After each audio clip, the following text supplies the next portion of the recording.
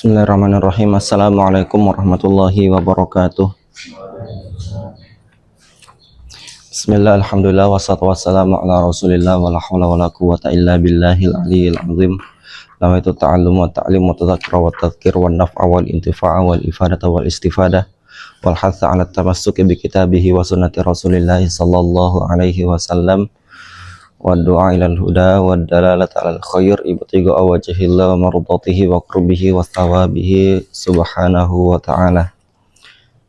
Santri sekalian yang dirahmati Allah, kita kembali melanjutkan kajian hadis Arba'in Nawawi. Jadi kita akan mengkaji hadis kedua ini setengahnya dulu, setengahnya di pertemuan selanjutnya karena hadisnya panjang dan supaya kita tidak banyak melewatkan faidah-faidah di dalamnya nanti. Jadi hadis kedua diriwayatkan oleh Umar bin Khattab an Umar Aidon radhiyallahu anhu, dari Umar juga, yaitu semoga Allah meridhoi beliau. Kenapa di situ nggak disebutkan nama lengkapnya Umar bin Khattab? Karena di hadis pertama sudah disebutkan secara lengkap. Dan hadis Arba'in ini memang didesain untuk dihafalkan, sehingga dibuat sesingkat mungkin, termasuk nama dari perawi hadisnya, sehingga memudahkan para penuntut ilmu untuk menghafalkan. Jadi nggak perlu lagi Abi Hafsin Umar bin Khattab radhiyallahu anhu seperti di hadis pertama, sehingga disingkat saja an Umar Aidon, dari Umar juga radhiyallahu anhu qala. Beliau bercerita, bainama nahnu julusun inda Rasulillah sallallahu alaihi wasallam dzata yaumin. Jadi Umar bin Khattab bercerita bahwa suatu ketika kami duduk bersama Rasulullah sallallahu alaihi wasallam dzata yaumin, suatu hari. Istala'a alaina rajulun syadidu bayadis thiyab. Jadi muncul seorang lelaki yang mendatangi kami, itu Rasulullah dan para sahabat. Syadidu bayadis thiyab, dengan pakaian yang sangat putih. Syadidu sawadis sya'ri, dan juga rambut yang sangat hitam. Nanti rambut yang dimaksud di sini adalah rambut jenggot. La yura alaihi atharus safar, dan orang ini tidak terlihat pada dirinya bekas-bekas perjalanan jauh. Biasa kalau orang berjalan jauh itu entah mungkin wajahnya kecapean, kelelahan, bajunya putih. Harusnya di Arab dengan perjalanan jauh harusnya banyak debu menempel. Tetapi ini la yura alaihi atharus safar, tak terlihat bekas perjalanan jauh. Wala ya'rifuhu minna ahadun, dan kami Rasulullah dan para sahabat yang lainnya yang duduk bersama beliau, la ya'rifuhu minna ahadun, tak mengenal dia sama sekali, nggak ada yang mengenal satu orang pun. Hatta jalasa ilan Nabi sallallahu alaihi wasallam, sampai orang tersebut yang tidak dikenal duduk ikut bareng ke tongkrongan sahabat dan Rasulullah. Fa'asnada rukbatai ila rukbatai, lalu ia duduk menempelkan lutut orang tersebut ke lutut baginda Rasulullah sallallahu alaihi wasallam. Wa wada'a kaffaihi ala fakhidai, lalu meletakkan tangannya ke wada'a kaffaihi ala fakhidai, meletakkan tangannya kepada Rasulullah. Qala ya Muhammad, kita itu nggak boleh memanggil nama ya Muhammad ke Rasulullah, harus dengan kata Rasulullah sallallahu alaihi wasallam. Nah, ini menunjukkan orang yang apa ya, orang Badui. Orang Badui itu kan nggak sopan. Jadi manggil Rasul dengan ya Muhammad. Padahal Allah nggak membolehkan kita manggil ya Muhammad. Harusnya ya Rasulullah Sallallahu Alaihi Wasallam. Sehingga ketika memanggil nama ya Muhammad, akhbirni anil Islam. Wahai Muhammad, kabarkan kepadaku tentang apa itu Islam. Maka faqala Rasulullah Sallallahu Alaihi Wasallam, Rasulullah menjawab, al-Islamu an tasyhada an la ilaha illallah wa anna Muhammadan Rasulullah. Islam adalah engkau bersyahadat bahwa tidak ada Tuhan selain Allah yang berhak untuk disembah. Wa anna Muhammadan Rasulullah, dan Nabi Muhammad SAW adalah utusan Allah. Itu yang Islam. Wa tuqimas shalah, dan engkau mendirikan salat. Wa tu'tiyaz zakah, engkau menunaikan zakat. Wa tasuma Ramadan, engkau berpuasa di bulan suci Ramadan. Wa tahujjal baita in istata'ta ilaihi sabila, dan engkau melaksanakan haji ke Baitullah, ke Ka'bah, in istata'ta ilaihi sabila, apabila engkau mampu untuk berangkat ke sana. Qala sadaqta, qala fa'ajibna lahu yas'aluhu wa yusaddiqu. Lalu orang bertanya tadi itu, qala sadaqta, mengatakan engkau benar ya Muhammad. Qala fa'ajibna lahu yas'aluhu wa yusaddiqu. Lalu kami kaget, para sahabat dan Rasulullah kaget, loh, dia yang bertanya, dia yang membenarkan pertanyaannya. Seharusnya orang bertanya karena tidak tahu, tetapi kenapa dia bisa membenarkan? Maka para sahabat kaget. Begitupun dengan Rasulullah. Qala fa akhbirni anil iman. Lalu bertanya lagi lelaki tersebut, kabarkan kepadaku tentang apa itu iman. Qala antu'mina billahi wa malaikatihi wa kutubihi wa rusulihi wal yaumil akhir wa tu'mina bil qadrihi khairihi wa syarrih. Engkau beriman kepada Allah, malaikat, kitab-kitabnya, rasul-rasulnya, hari akhir atau hari kiamat, dan engkau beriman kepada takdir yang baik dan buruk. Lalu qala sadaqta, engkau benar ya Muhammad. Kembali membenarkan pertanyaan. Seharusnya orang yang bertanya tidak tahu, tapi dia kembali membenarkan. Qala fa akhbirni anil ihsan. Tanya lagi si lelaki tersebut, apa itu ihsan? Ihsan nanti di sini diartikan sebagai ikhlas atau perbuatan yang dilakukan sebaik-baiknya, itu ihsan. Ihsan itu bisa ikhlas atau perbuatan yang dilakukan dengan sesempurna mungkin, sebaik mungkin. Apa itu ihsan? Qala anta'budallaha ka'annaka tarah. Engkau beribadah seakan-akan engkau melihat Allah. Fa illam takun tarahu fa innahu yaraka.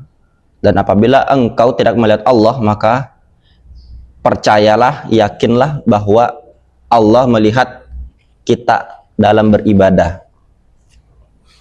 Ya, sampai situ dulu kita membahas hadisnya. Penjelasannya, tentu kalian sudah tahu bahwa laki-laki yang syadidu bayadi thiyab, syadidu sawadi sya'ri, yang berbaju putih, sangat putih, yang berambut hitam, sangat hitam, yaitu adalah Jibril alaihissalatu wassalam. Jadi itu malaikat Jibril yang bertanya.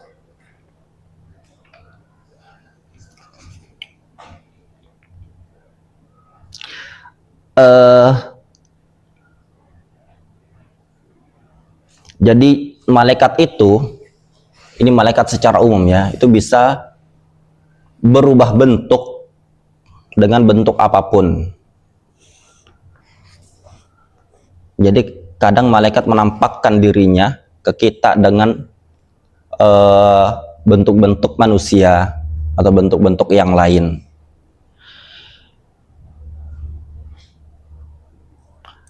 Dan di sini malaikat Jibril menyerupai bentuk manusia yang manusia itu tidak dikenal ini siapa sebenarnya. Dan dikatakan biasa kalau Jibril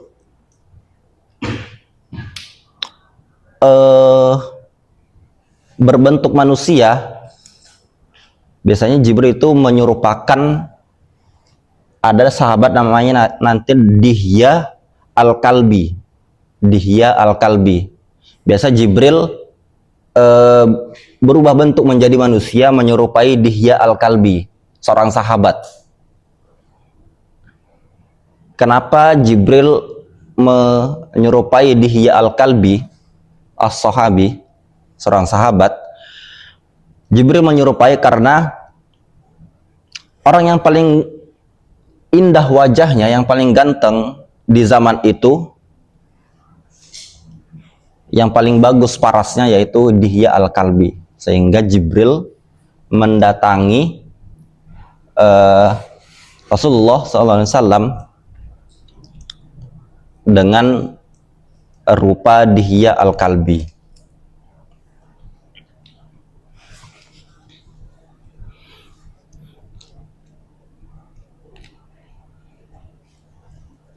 Lalu berapa kali malaikat Jibril turun menemui baginda Rasulullah SAW? Sebanyak 24.000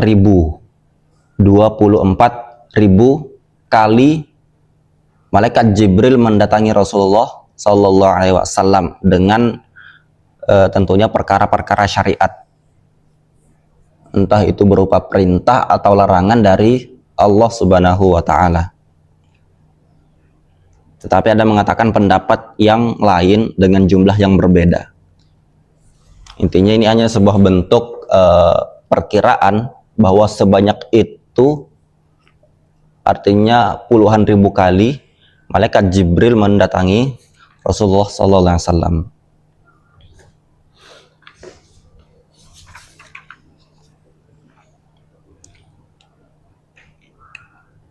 Lalu ittala'a alaina rajulun syadidu bayadith thiyab. Seorang lelaki muncul dengan baju yang sangat putih, syadidu sawadi sya'ri, dan juga rambut yang sangat hitam, yaitu rambut jenggot. Ini menandakan sebagai isyarat juga bahwa ketika kalian menuntut ilmu, mau belajar, mendatangi orang-orang mulia seperti Rasulullah, mendatangi para ulama, mendatangi para tokoh-tokoh besar, pemimpin negara atau pemimpin suatu suku, suatu wilayah, maka datangilah mereka dengan syadidu bayadith thiyab, syadidu sawadi sya'ri. Ini petunjuk bahwa pakaian yang rapi, pakaian rapi bersih, enggak harus putih tapi bersih rapi, disetrika dan kelihatan beradab. Artinya baju yang dianggap sopan oleh budaya setempat. Jadi setiap daerah, setiap negara itu punya budayanya masing-masing. Terkadang ada pakaian tertentu yang dianggap sopan, ada pakaian tertentu yang dianggap tidak sopan. Di negara Muslim, khususnya negara Arab, tentu pakaian yang dianggap sopan adalah pakaian yang tertutup, pakaian yang tidak ketat di badan kita. Berbeda dengan di budaya Barat, sesuatu yang terbuka, ketat itu dianggap sesuatu yang biasa, artinya sesuai dengan budaya mereka, sehingga itu bisa saja dianggap rapi, dianggap sopan. Tapi di negara yang lain itu dianggap tidak sopan. Nah itu, jadi beradab itu adalah sesuai dengan budaya setempat. Kalian sarungan di Indonesia, di Yaman, sebagian negara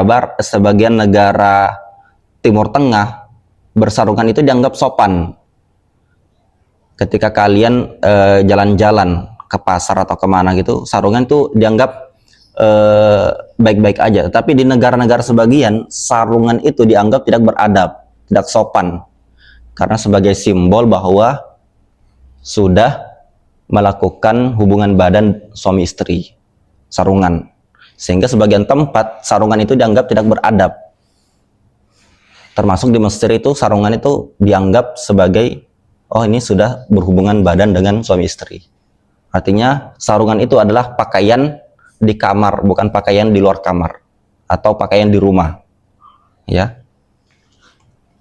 Jadi ketika kalian mau belajar untuk ilmu, menemui orang-orang besar, ulama, pakai pakaian yang rapi, pakaian yang tertutup sesuai dengan budaya kita di Indonesia. Terus wajah dibersihin, diperhatikan, rambut dan sebagainya yang tampak terlihat mesti sebisa mungkin tampak indah.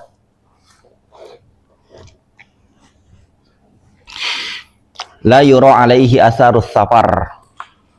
Tidak terlihat bekas-bekas perjalanan jauh. Artinya baju yang putih tidak berdebu. Wajah seharusnya tampak kecapean karena perjalanan jauh tapi nggak kelihatan. Wala ya'rifuhu minna ahadun. Dan kami semua tak mengetahui siapa yang datang itu. Hatta jalasa ilan Nabi sallallahu alaihi wasallam. Hingga duduk ke sisi Rasulullah sallallahu alaihi wasallam, menempelkan lutut ke lututnya, wa doa kafai ala fakhidai, dan meletakkan tangannya lelaki tersebut ke paha Rasulullah sallallahu alaihi wasallam. Jadi pakaiannya sopan, tetapi tingkahnya dianggap tidak sopan, sehingga dianggap seperti seorang badui, seorang kampung pedalaman yang tidak mengenal budaya di kota, masuk dengan tingkah yang tidak sopan. Kalian pernah dengar orang badui yang kencing di masjid? Nah itu tingkah orang badui itu gitu, pedalaman. Dia nggak tahu sopan santun, kencing di pojokan masjid, sehingga para sahabat sangat marah. Lalu Rasulullah melarang, jangan dimarahi, ambil air, bersihkan, sudah. Lalu orang Badui itu berterima kasih kepada Rasulullah, mendoakan yang baik, tetapi tidak mendoakan yang baik kepada para sahabat. Nah itu tingkah orang Badui seperti itu. Jadi duduk menempelkan lutut ke lututnya Rasulullah, lalu orang tersebut memegang paha dan bertanya, ya Muhammad, akhbirni anil Islam, kabarkan kepadaku tentang apa itu Islam. Islam, sehingga disebutkanlah, dijawab oleh Rasulullah, al-Islam anta syahada la ilaha illallah wa anna Muhammadan Rasulullah wa tuqimas shalah wa tu'tiyaz zakah wa tasuma Ramadan wa tahujjal baita in istata'ta ilaihi sabila. Sehingga pertanyaan ini lahirlah rukun Islam. Ada 5. Islam ada 5.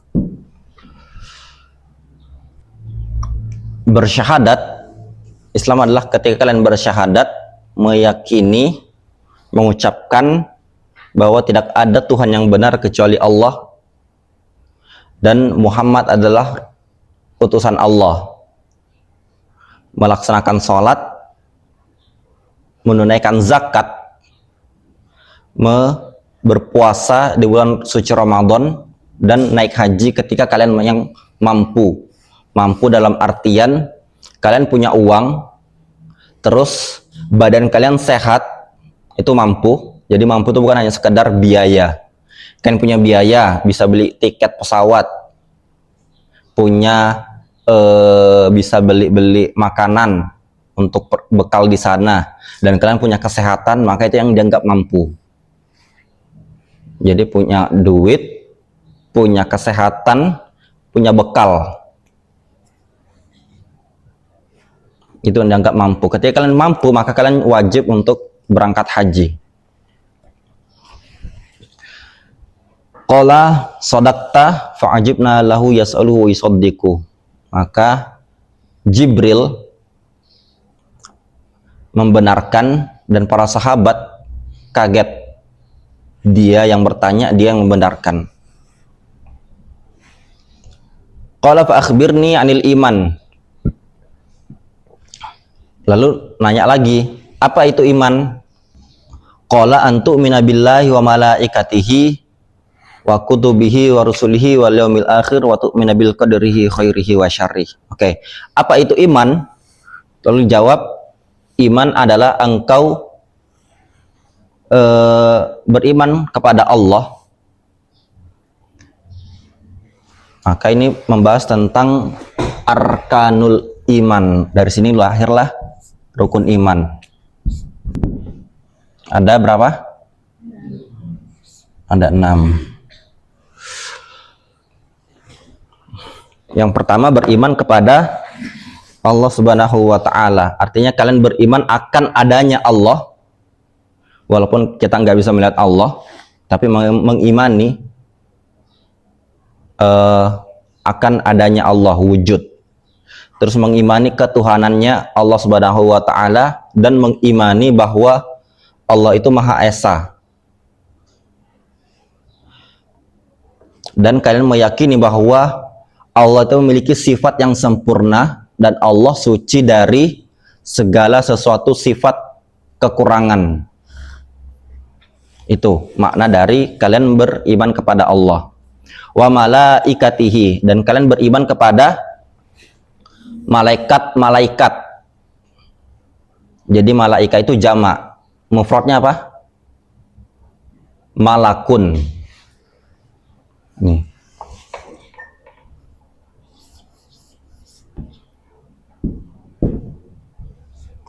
Ini jamaknya satu malaikat. Kalau malaikat itu jamak lebih dari 2. Kalau musannanya gimana? Kalau 2 malaikat?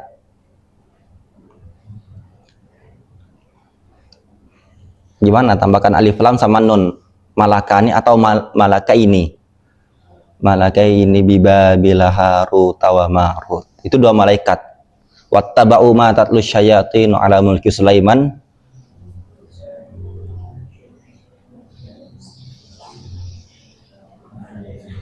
Nah, itu.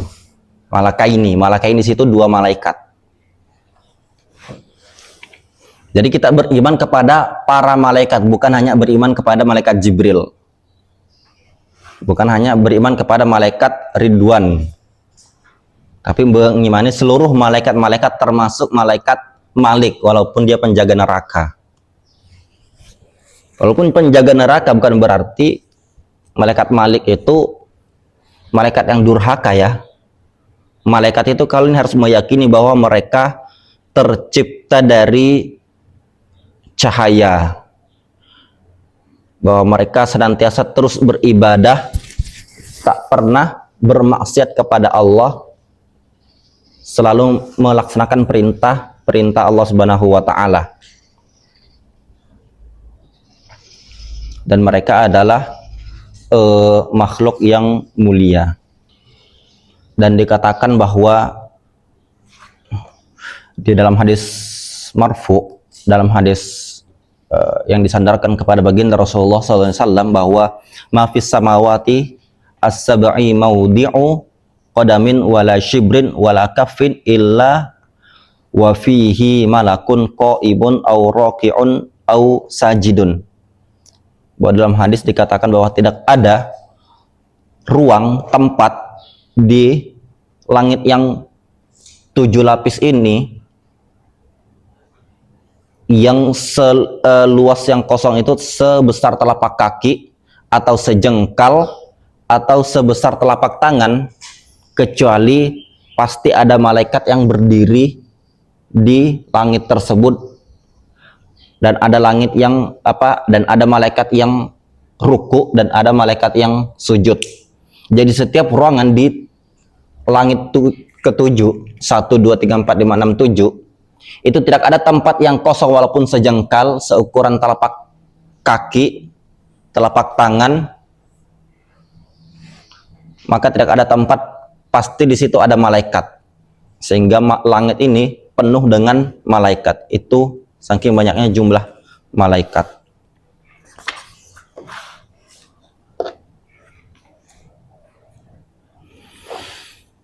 Lalu wa kutubihi, dan kita beriman kepada kitab-kitab Allah. Mufradnya kitab, kutub apa? Kitabun. Kitabun itu satu kitab. Kalau kutub maka itu jamaknya lebih dari 2. Kalau musannanya gimana? Kitabani. Itu. Jumlah kitabnya Allah itu ada 104.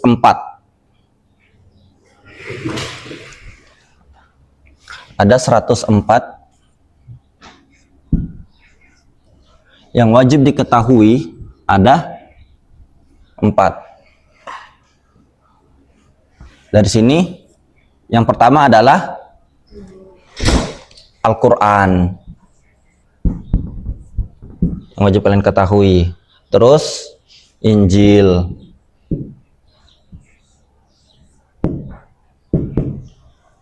terus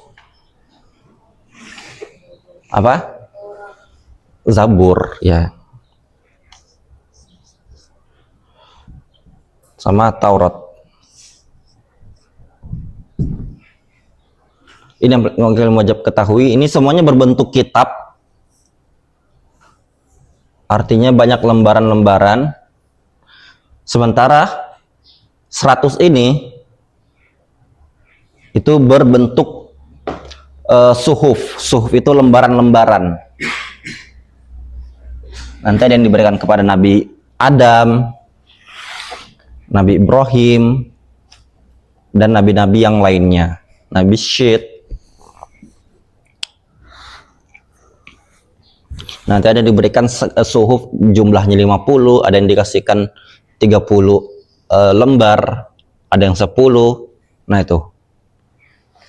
Sehingga total suhuf itu ada 100 dan kitab ada 4.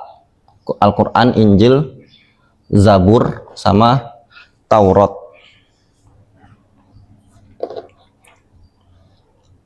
Al-Quran kepada Nabi Muhammad SAW. Taurat Nabi Musa. Injil Nabi Isa. Zabur Nabi Daud. Yang wajib kalian ketahui. Kalian juga wajib mengetahui warusulihi, rasul-rasulnya. Jumlah rasul itu ada 315. Yang wajib kita ketahui 25. Jadi jumlah rasul itu ada berpendapat 315, ada yang 313. Yang wajib kalian ketahui 25. Kalian wajib mengimani bahwa mereka adalah utusan Allah yang datang untuk menyerukan apa yang diperintahkan oleh Allah, sehingga melalui perantara Rasul kita bisa beribadah dengan benar kepada Allah. Wal yaumil akhir, dan hari akhir, yaitu hari kiamat. Kenapa disebut hari akhir? Karena hari akhir itu ketika terjadi, maka setelahnya tidak ada lagi malam. Makanya disebut hari akhir, artinya tidak ada lagi pergantian hari setelah itu. Alam semesta sudah hancur, makhluk-makhluknya, makhluk hidup semuanya mati. Itulah kenapa disebut hari akhir, karena tidak ada lagi malam setelahnya, tidak ada lagi pergantian hari.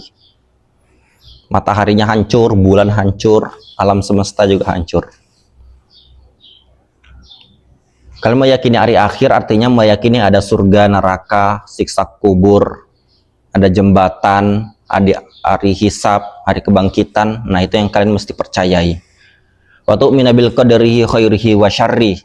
Kalian beriman kepada takdir baik dan buruk. Artinya kalian meyakini bahwa Allah Subhanahu wa taala itu telah menetapkan takdir baik dan takdir buruk kita sebelum makhluknya diciptakan. Dalam riwayat, takdir kita sudah ditulis 50.000 tahun sebelum kita diciptakan.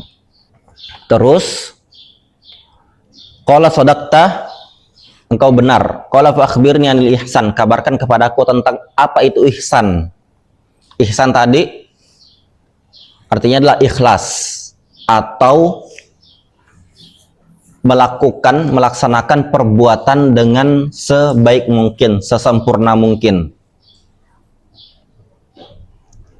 Penjelasannya Ustaz, tolong dicatat benar-benar ya. Nanti Ustaz nyuruh kalian tugas untuk buat makalah, buat materi kultum atau khutbah dari hadis-hadis ini, entah hadis 1, 2, 3, 4, 5. Termasuk nanti di ujian.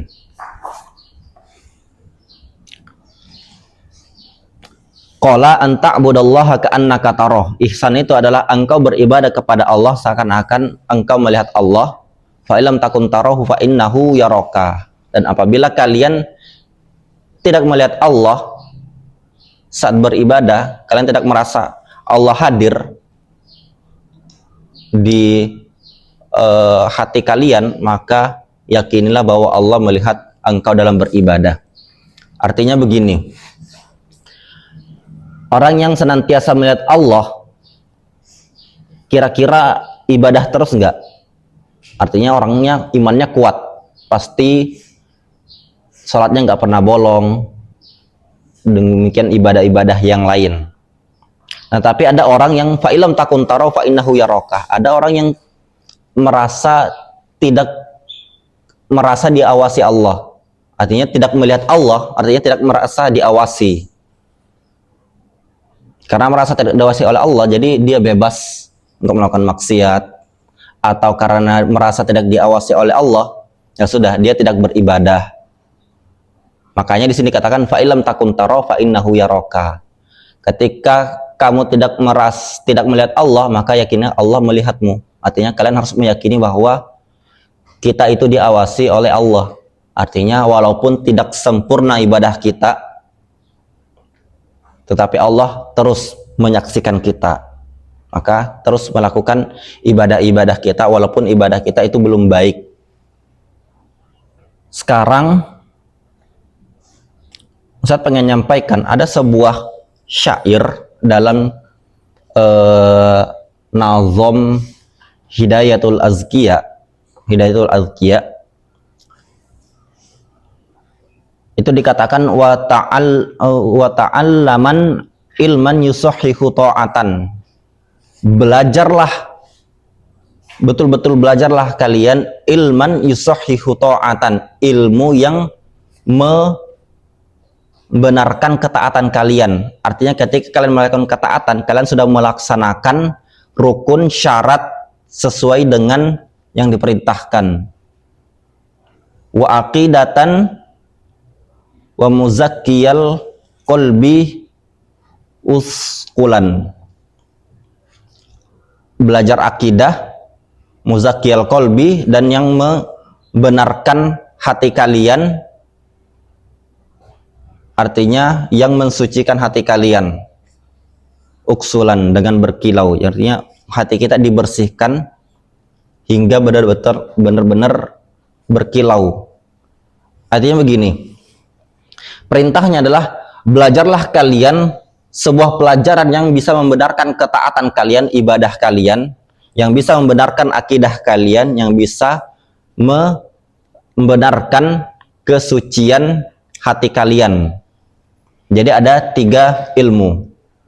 Jadi yang pertama, ilman yusahhihu ta'atan. Terus yang kedua,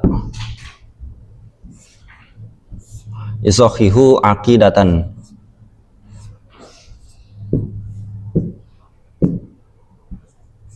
Terus yang ketiga adalah yusahhihu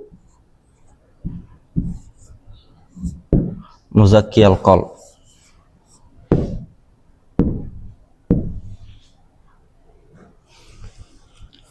Jadi kalian mesti, dan ini hukumnya fardu ain ya, fardu ain. Hukumnya fardu ain, belajar tentang ketaatan, ibadah. Di sini ihsannya.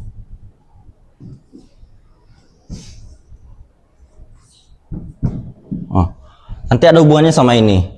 Mempelajari ibadah kalian, ketaatan kalian kepada Allah, salat, puasa, zakat, haji, umroh, dan lain-lainnya. Ibadah itu taatan diwakili oleh rukun Islam. Ini tadi syahadat kalian benar, salat kalian benar, puasa kalian benar, zakat kalian benar, haji kalian benar. Artinya ketaatan ini diwakili oleh ilmu fikih. Ilmu fikih. Jadi kalian harus belajar fikih supaya ibadah kalian benar, supaya salat kalian benar. Lalu ilman yusohihu aqidatan, ilmu yang membenarkan akidah kalian, keyakinan kalian, diwakili oleh arkanul iman. Kalian harus benar keyakinan kalian kepada Allah, kepada malaikat, kepada rasul-rasul, kepada kitab-kitabnya, kepada hari akhir, kepada takdir. Nih, kalian belajar akidah. Akidah atau tauhid. Nah, kalian wajib belajar fikih, wajib belajar tauhid untuk membenarkan akidah kalian, wajib belajar muzakkiyal qalbi, yaitu ilmu tasawuf atau tazkiyatun nafs. Muzakkiyal qalbi yang mensucikan hati kalian, belajar tentang kesabaran, niat ikhlas, terus zuhud, ridho kepada Allah, tidak pemarah, itu qanaah, merasa cukup, muzakkiyal qalb, tasawuf. Hubungannya nanti ke ihsan. Maka ketika bertanya, malaikat Jibril bertanya, akhbirni anil Islam, artinya kita diperintahkan untuk belajar fikih dengan sebaik-baiknya supaya sholat kita benar, ibadah kita benar. Qala fa akhbirni anil iman, maka itu isyarat kepada ilmu akidah. Kita belajar ilmu akidah supaya mengetahui Allah, sifat dan beserta sifat-sifatnya. Qala fa akhbirni anil ihsan, kabarkan kepada aku tentang ihsan, adalah isyarat untuk kita mempelajari ilmu tasawuf atau ilmu tazkiyatun nafs untuk mensucikan hati kita. Ini 3 ilmu fardu ain yang wajib kita pelajari, baik orang yang pelajar, santri, ataupun orang awam. Selebihnya kita sebagai penuntut ilmu, apalagi nanti sebagai seorang pengajar, seorang ulama, maka tidak cukup ilmu ini saja. Kalian punya tuntutan lain untuk mempelajari ilmu-ilmu yang lainnya. Sehingga nanti santri sekalian, ada beberapa kitab itu yang dalam satu kitab itu isinya langsung 3 pelajaran. Bab pertama ilmu akidah, lalu bab kedua itu ilmu fikih, lalu bab terakhir itu ilmu tasawuf. Nanti ada namanya kitab Sulam Taufik, nanti ada namanya kitab Zubat, nanti ada namanya kitab Risalah Jam'iyah. Itu kitab-kitab yang satu kitab isinya 3 mata pelajaran, ada akidah, fikih, tasawuf. Karena ini fardu ain untuk mempelajari ketiganya. Biasanya dipelajari di pondok-pondok pesantren di Jawa atau di tempat-tempat lain di Sumatera, di Nusantara, itu kita banyak dipelajari karena ini fardu ain untuk kita pelajari. Belajar tentang yang membenarkan ketaatan kita, ibadah kita, membenarkan akidah, dan juga mensucikan hati kita. Wallahu a'lam bishawab. Assalamualaikum warahmatullahi wabarakatuh.